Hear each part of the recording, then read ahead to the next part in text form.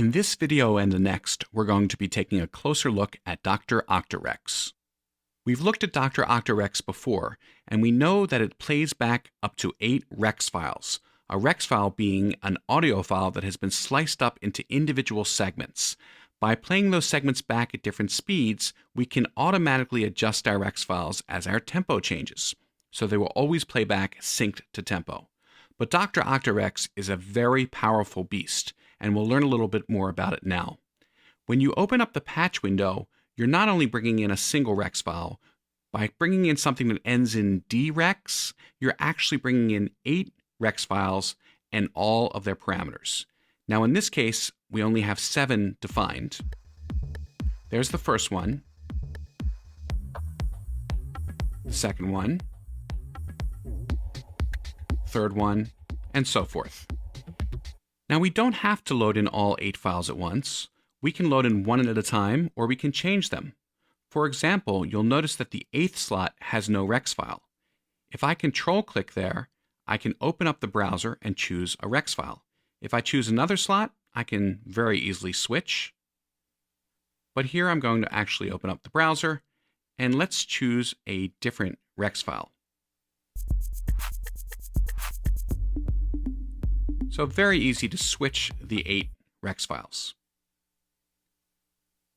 Now Dr. Octo Rex will keep your loops playing in sync with your tempo, and you can define when it will change a loop. For example, at 16th notes, it'll change at the next 16th note.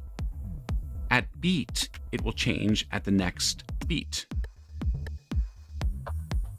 And when it's set to bar, which is what we've been mainly listening to, it will change at the next bar.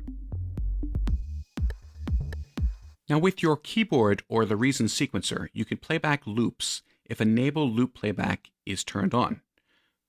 Or you can play back slices.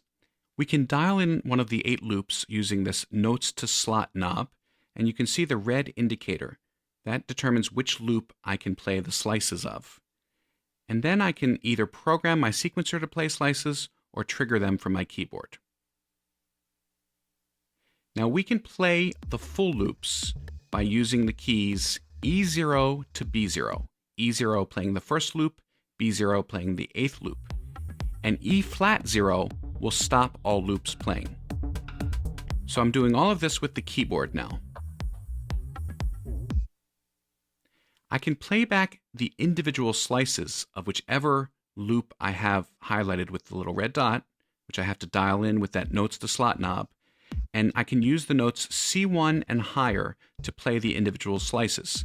And of course, I don't have to play them in order. I can play them in any order I want.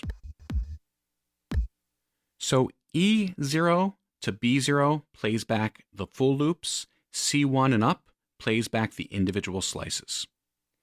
Now, if I open up this little arrow, we get under the hood of Dr. Octo Rex and lots of power down here.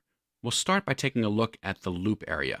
You'll notice that the waveform of the current loop is shown, and I can switch them right here. And the red lines indicate the slices. I'm working with the same loop I dialed in with my Notes to Slot knob. If I turn on Select Slice by MIDI, I can choose the slice from my keyboard. And that's important because I can change the parameters associated with any given slice. I'll show you that in a moment. I can load loops right from my patch browser right here, but I can also load multiple loops. Let me show you that. I'll select the first loop here, and I'll select the next 7, so we have 8 loops selected. Click OK, and you'll notice they've filled out the 8 slots of my Dr. Octo Rex. So I've loaded 8 loops at once. Now let's take a look at changing the parameters of the individual slices. I highlight the slice either with my keyboard or by selecting it, and then I can dial in things like pitch or panning or level.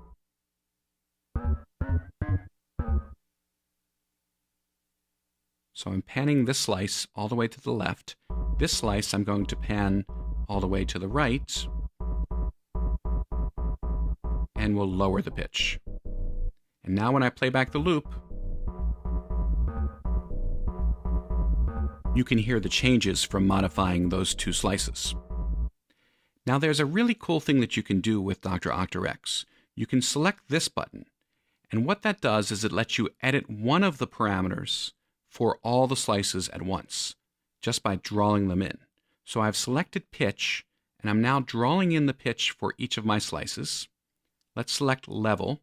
I'll scale up the level so it gets louder as it progresses. A little drastic, but you get the point.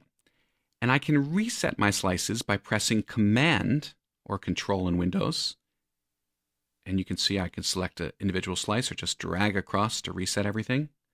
And I can audition any slice using the Option key or, of course, my keyboard. Now, one last thing I want to talk about is this Alt knob. The Alt knob lets me define Alt groups. And what happens in an Alt group is that Dr. Octo Rex will choose randomly from any slice in that Alt group. Let me show you what I mean. We're going to select a couple slices and assign them to Alt group number 1. You can have multiple Alt groups, but I'm just going to use one at this point.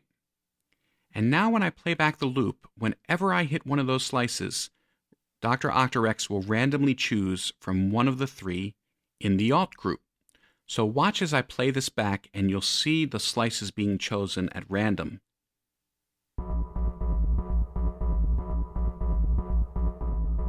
We can see this when we copy the loop to the track and open up our sequencer, and let's take a look at how Dr. Octo Rex transferred the loop. And you can see each iteration of the loop is slightly different because it's choosing random slices from that Alt group. We'll talk about this section in our next video.